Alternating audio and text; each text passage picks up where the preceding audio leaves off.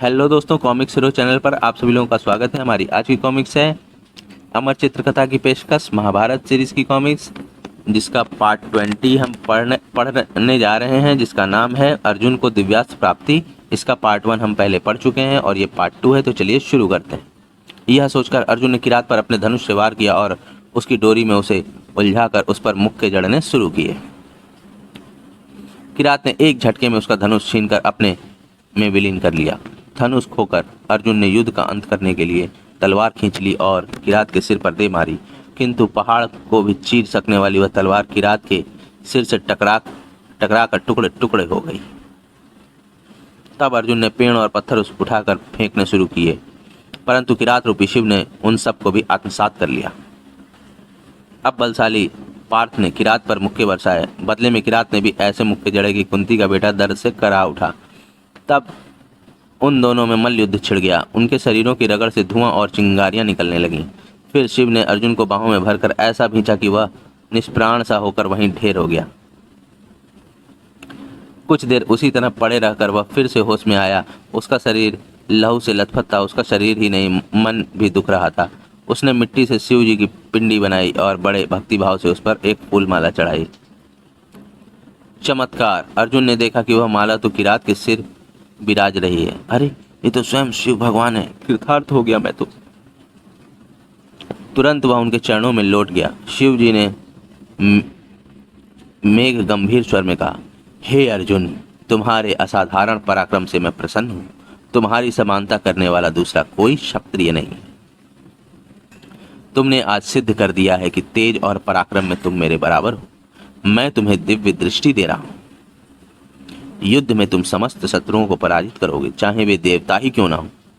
तब अर्जुन ने देवी पार्वती समेत महादेव को साक्षात देखा। शत्रुओं के नगरों को जीतने वाले अर्जुन ने घुटने टेक कर उन्हें नमस्कार किया और स्तुतियों से उन्हें प्रसन्न किया।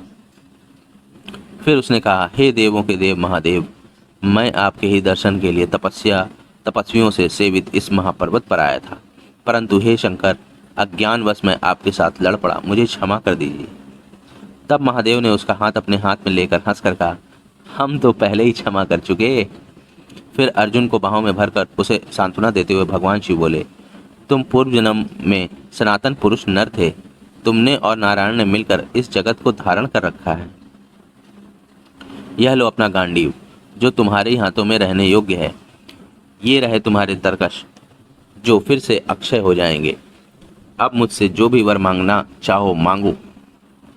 अर्जुन ने कहा, कृपा करके मुझे अपना परम शक्तिशाली और भयंकर पाशुपात अस्त्र दीजिए, जिसका नाम ब्रह्मशिर भी है।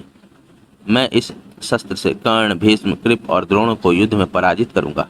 मुझे यह शस्त्र दीजिए जिसे अभिमंत्रित करते ही उसमें से सहस्त्रों शूल, भयंकर गदाएं और सांपों जैसे विषैले बाण निकल पड़ते हैं। भगवान शिव बोले, हे पांडव, मैं अपना परम प्रिय पाशुपात अस्त्र तुम्हें दे रहा हूँ। तुम इसे धारण करने, छोड़ने और वापस बुलाने में समर्थ होगे। इंद्र, यम, कुबेर, वायु आदि देवता भी इस अस्त्र को नहीं जानते, फिर मनुष्यों की तो बात ही क्या है। परंतु तुम एकाएक किसी पर ना छोड़ देना। यदि किसी कम शक्ति वाले पर इसे छोड़ दिया गया तो यह सारे संसार को जला डालेगा। तब भगवान शिव ने अर्जुन को पाशुपात अस्त्र दिया और उसके चलाने और समेटने की विधि बताई, और वह शस्त्र अर्जुन के वश में आ गया, जैसे वह उमापति शिव के वश में था। जय महादेव।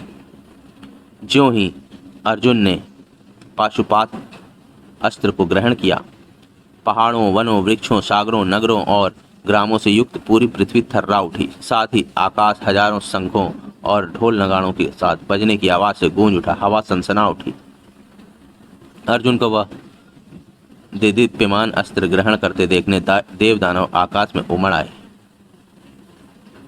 इसके बाद अर्जुन को स्वर्ग जाने का आदेश देकर भगवान शिव भगवती पार्वती के साथ आकाश मार्ग से चलते हुए अदृश्य हो गए।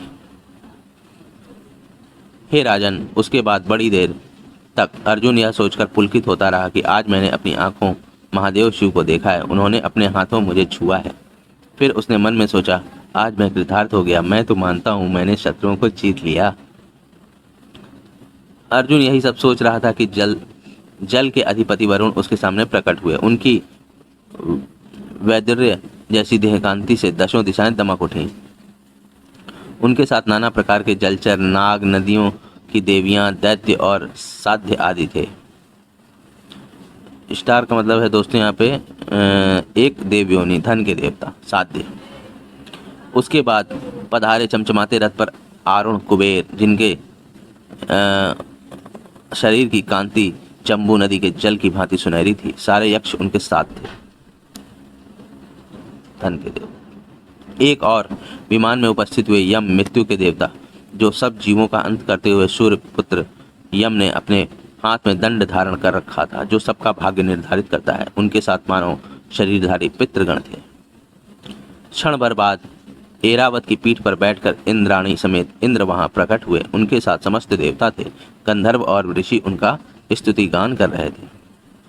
शची, इंद्राणी, वे सब के सब उस चमचमाते हुए पर्वत शिखर पर अवतीर्ण हुए और अर्जुन को निहारते रहे, जो अब अपूर्व तेज से चमक रहा था। फिर दक्षिण दिशा में खड़े यम धर्मराज बादल किसी गंभीर आवाज में बोले, हे अर्जुन, हमें देखो, हम लोकपाल अर्थात विभिन्न लोगों के पालनहार तुम्हारे पास आए। पूर्व जन्म में तुम महात्मा नर थे। ब्रह्मा के संकल्प से तुमने मनुष्य के रूप में जन्म लिया है, ताकि परम प्रतापी धर्मात्मा भीष्म को तुम युद्ध में पराजित कर सको। भीष्म वसुओं के अंश से जन्मे हैं।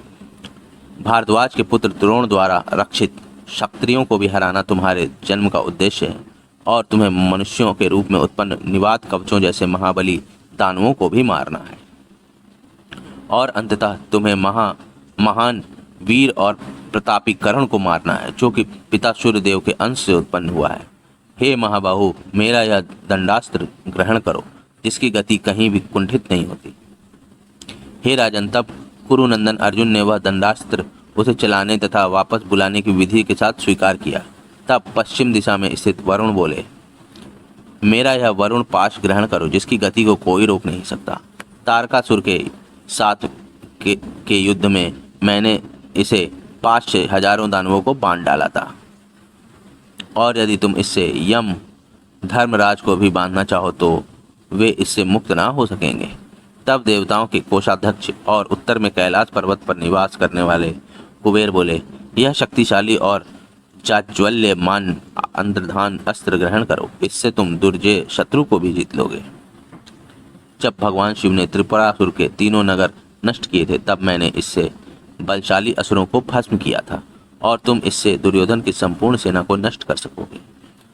जब अर्जुन वे सब महान अस्त्र उनके चलाने और समेटने की विधियों के साथ ग्रहण कर चुका, तब इंद्र बोले, हे कुंती पुत्र अर्जुन, तुमने देवता की हैसियत प्राप्त कर ली है।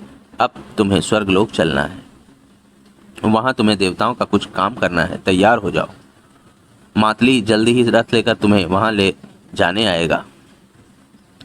दोस्तों, मातली जो है वो इंद्र का सारथी है। एक साथ उन सब लोकपालों के आगमन से विस्मित अर्जुन ने फल और जल से उनका आतिथ्य किया। फिर वे सब लोकपाल उससे विदा लेकर अपने अपने लोगों को चले गए। इस प्रकार वैशंपायन द्वारा सुनाए गए व्यास रचित अमर इतिहास महाभारत के हमारे प्रस्तुतिकरण का 20वां खंड समाप्त होता है।